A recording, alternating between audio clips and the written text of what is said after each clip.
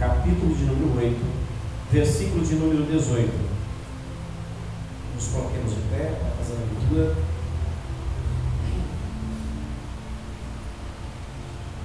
Diz assim a palavra do Senhor: porque para mim tenho por certo que as aflições deste tempo presente não são para comparar com a glória que em nós há de ser revelada.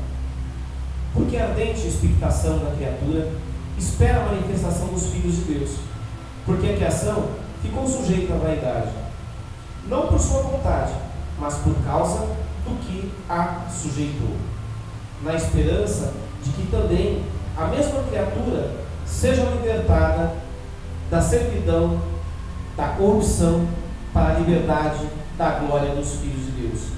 Porque sabemos que toda a criação geme e está juntamente com dores de parto até agora.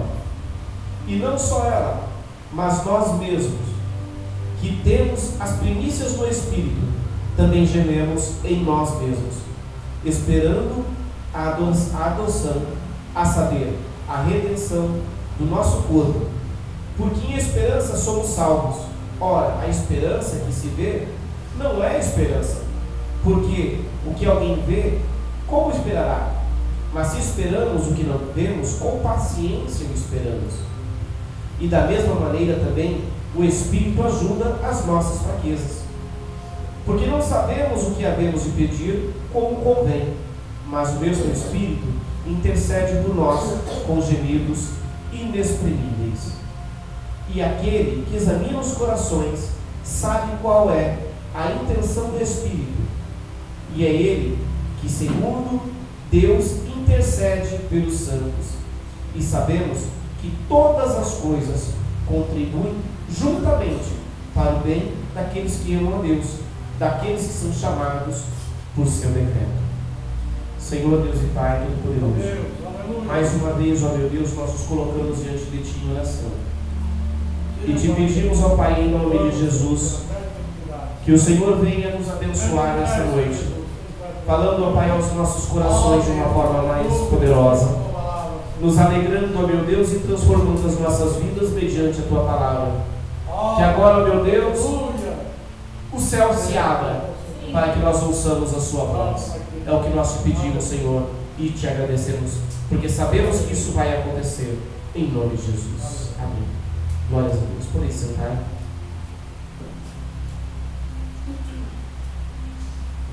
Glória a Deus.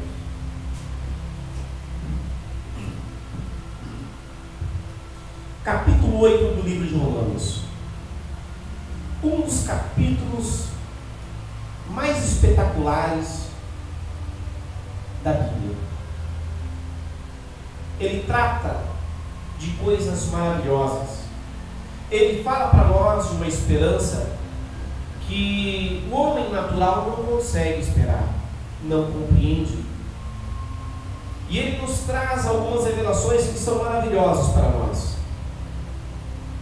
É muito comum nós vermos as pessoas, com o passar do tempo, começar a esfriar em sua fé por causa das lutas que sofrem. E as lutas é algo que, por mais que algumas igrejas ou alguns pregadores tentam dizer que nós não fomos escolhidos para vivermos lutas, nós sabemos que isso é uma grande mentira. Jesus, ele disse o seguinte, que no mundo nós teríamos aflições, e essas aflições que nós teríamos no mundo seriam por causa de Cristo, e por causa de Cristo nós sofremos. E esse texto, o versículo 18, ele começa nos apresentando que vale a pena sofrer por Cristo. Por que vale a pena sofrer por Cristo? Porque Deus reservou para nós algo tão espetacular, tão magnífico, tão sensacional, que os nossos olhos nunca viram, que no nosso coração nunca subiu algo semelhante.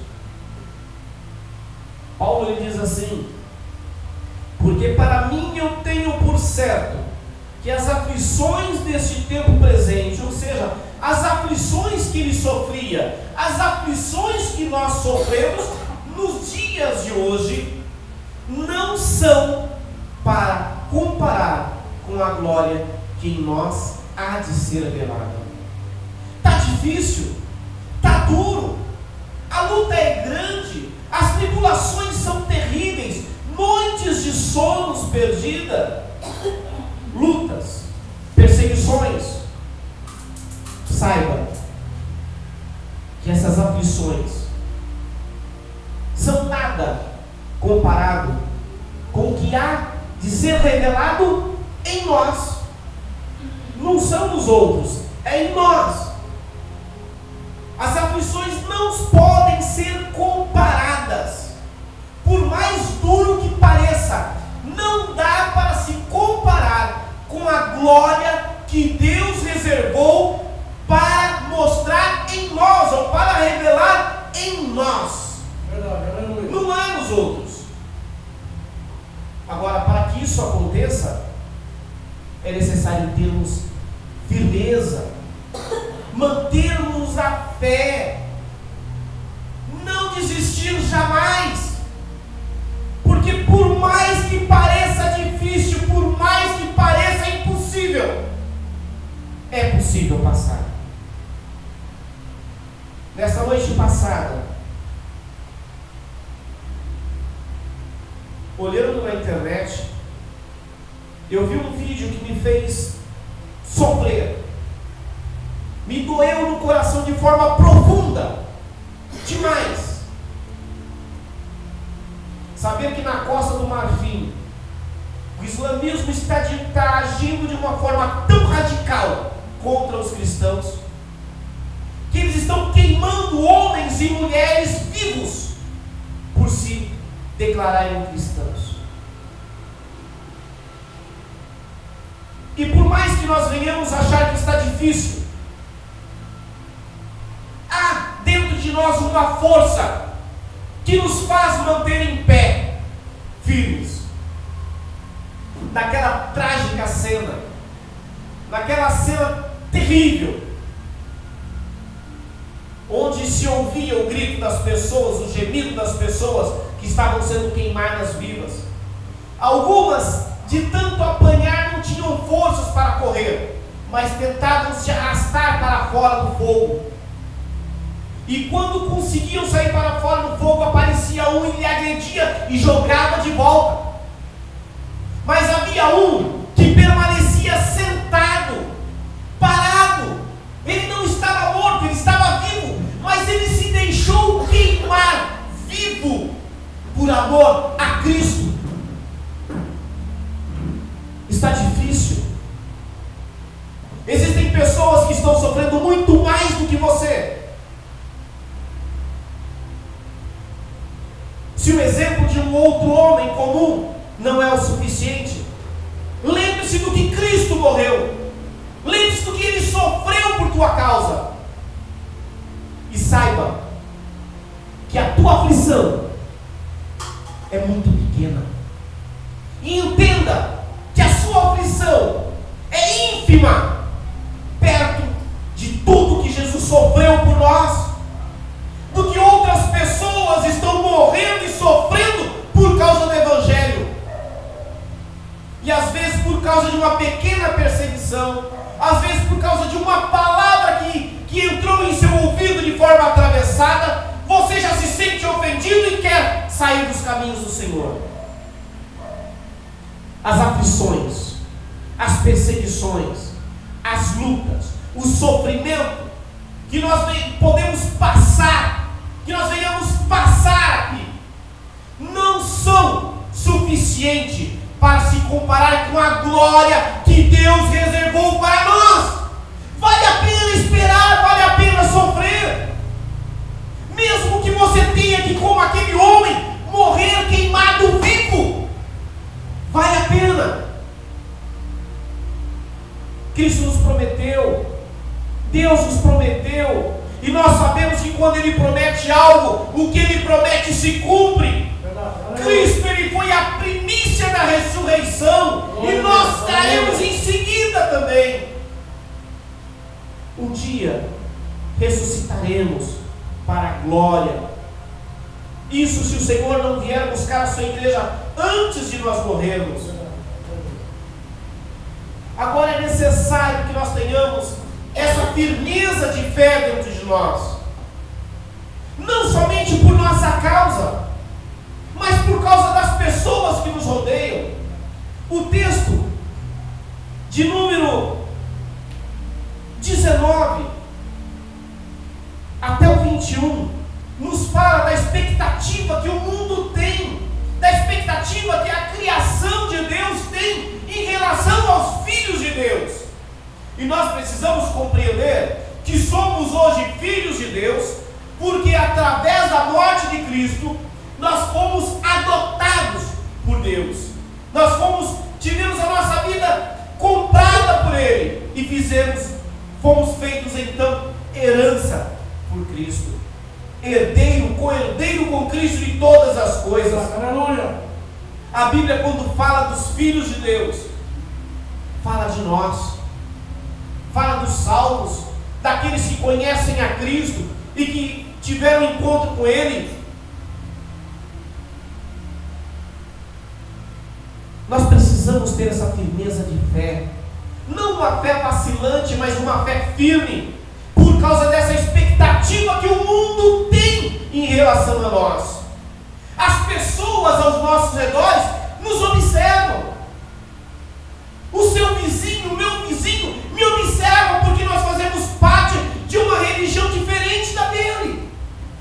E ele fica nos observando, não só para poder nos ver o que há de bom em nós, mas principalmente para ver os defeitos e ver os vacilos que nós causamos em nossa própria vida.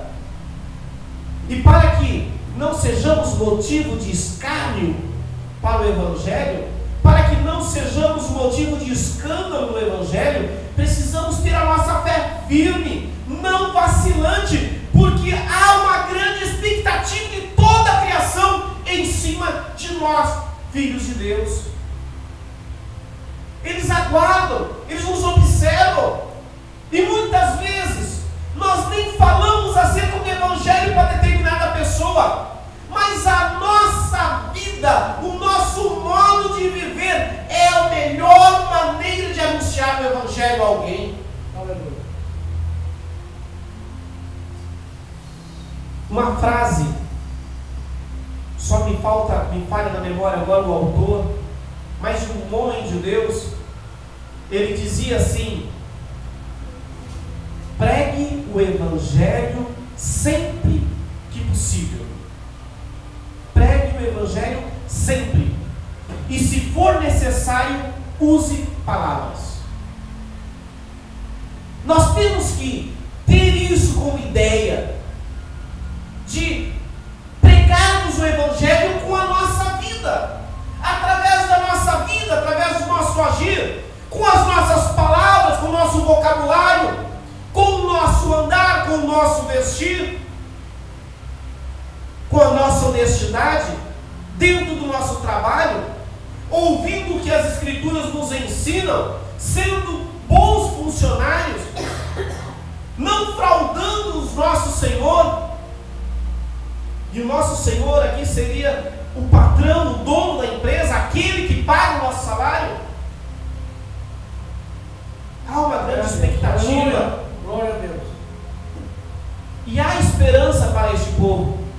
Há esperança para o mundo.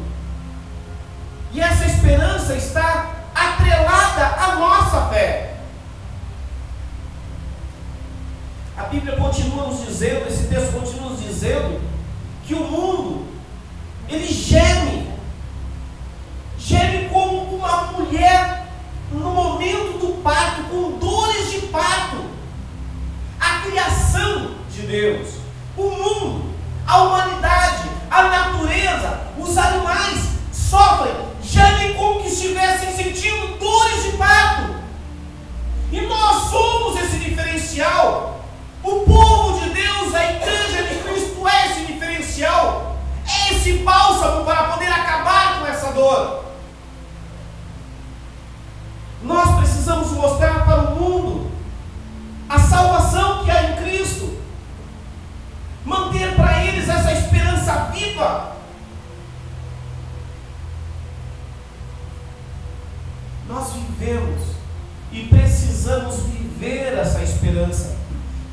também haja esperança para toda criatura de Deus. Aí alguns podem dizer assim, mas é difícil. Eu não tenho força, eu não tenho sabedoria. Eu tento buscar a Deus e me faltam palavras. Eu tento agir como se deve, mas me faltam forças. Eu sou fraco, não consigo. A Bíblia nos diz, este texto nos diz, que o Espírito Santo nos ajuda em tudo. E é interessante que ao observarmos esse texto, se formos buscar lá no original, essa palavra ajuda, ela tem um significado, tem um sentido muito maior do que simplesmente ajudar. Porque ajudar alguém é você fazer algo, não importa a quantidade. Se você ajudar alguém no seu trabalho 1%, se você fizer 1% do trabalho de outra pessoa, você a ajudou. Embora a ajuda que você tenha dado é ínfima, é pequena, mas a palavra tirada do original, que origina essa palavra, que traduzida para ajuda, que é dada pelo Espírito Santo, ela dá a entender de como alguém que pega a outra alça, é como se ela estivesse pegando o fardo e carregando metade do fardo contigo. Se está difícil, peça a Deus que o Espírito Santo irá te ajudar.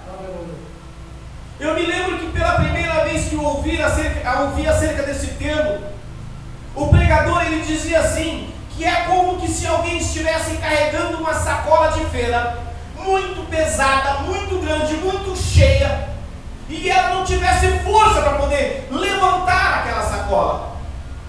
E é como se alguém viesse e pegasse a outra alça da sacola, e então os dois juntos seriam capazes de carregar essa sacola. O que o Espírito Santo faz conosco é exatamente assim. Ele pega a outra alça e carrega conosco o fardo que nós temos. E tem mais. Jesus ele diz assim: vinde a mim, vós que estáis cansados e sobrecarregados, porque eu vos aliviarei, porque em mim encontrareis o descanso. Aleluia. Jesus, quando ele diz isso, sabe o que ele está dizendo para nós? Que ele é o nosso sábado. Quando Deus instituiu as leis, ele determinou que um dia deveria ser guardado, um dia para descanso, para que o homem descansasse. E quando Jesus anuncia isso, ele está anunciando, e a palavra traduzida para descanso é o mesmo sabá, que é traduzida também para sábado. Jesus é o nosso sábado, Jesus é o nosso descanso. Está difícil, despeja nas mãos de Jesus, entregue nas mãos dele, porque nele encontrareis descanso.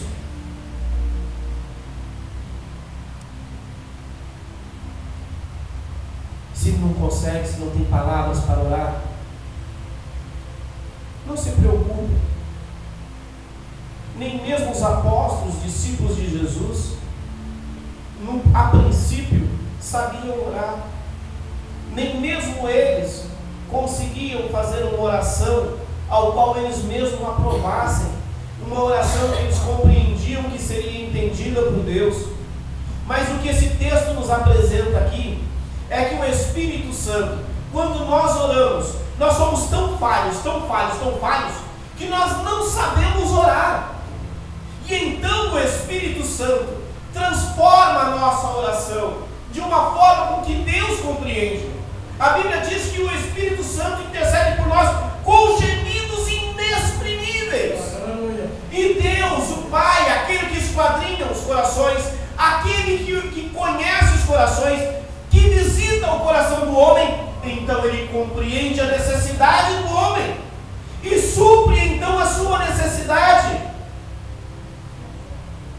Precisamos ter essa confiança todos os dias, essa esperança de que a luta é difícil, mas o Espírito Santo está aí para nos ajudar. Jesus ele pega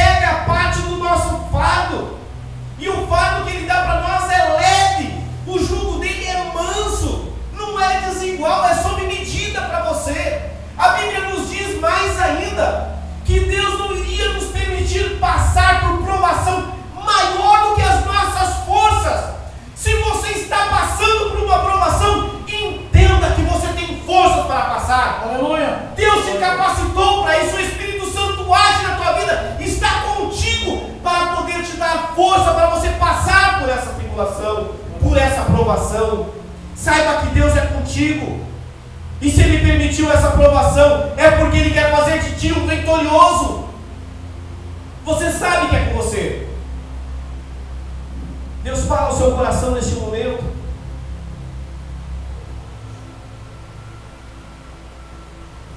E tem mais. Todas essas lutas, todas essas tribulações, todas as guerras pelas quais nós passamos, nós precisamos entender que Deus permite que venha acontecer na nossa vida, porque vai nos ser útil. O versículo de número 28 desse texto que nós lemos, de Romanos, capítulo 8, versículo 28, diz assim: e sabemos que todas as coisas contribuem juntamente para o bem daqueles que amam a Deus, daqueles que são chamados por seu decreto. Aleluia. O que esse texto está dizendo? Que o teu sofrimento vai ser útil para você, que a luta com que você está passando vai ser útil para você, e que isso contribui para o teu bem. Por quê? Porque Deus te escolheu, Deus te chamou. Você é o escolhido do Senhor. Você é alguém que Deus chamou para estar junto dEle, para fazer parte do seu reino.